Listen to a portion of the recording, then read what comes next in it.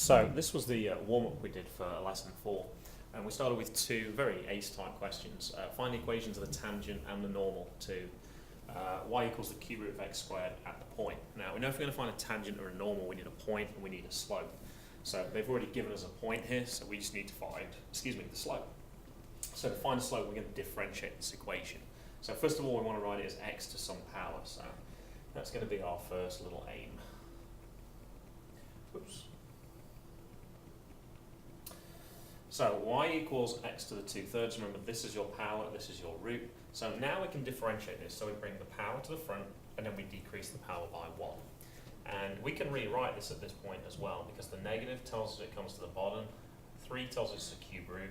So we got 2/3 over, and then we've got the cube root of x here. Now, as we've got a point for this, 8, 4, then we can use that to find out what the slope is. So if we substitute 8 into this formula,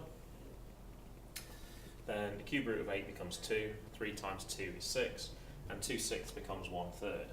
Now we're also fast to find the normal as well. So the key fact is this, when you differentiate, tells you the slope of the tangent. The normal is the negative reciprocal of this, so that would be -3.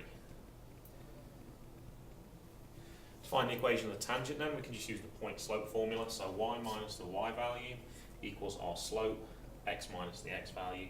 And you might choose to do a little bit more work than that to rearrange that. And you can do the same thing with the normal as well. In fact, the only difference is actually going to be the slope. So we've got the negative reciprocal for that. And then we can go ahead and distribute if we wish to and collect terms.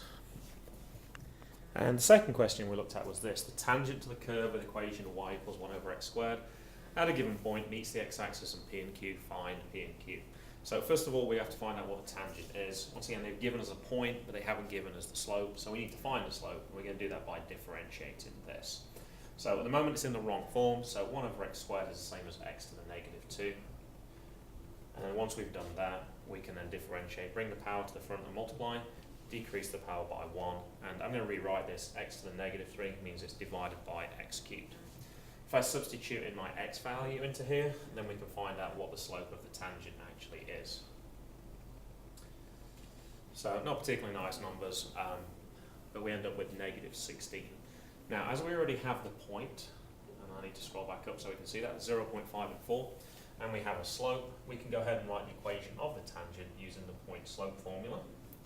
So y minus the y value equals the slope, x minus the x value. And we might want to tidy that up a little bit as well.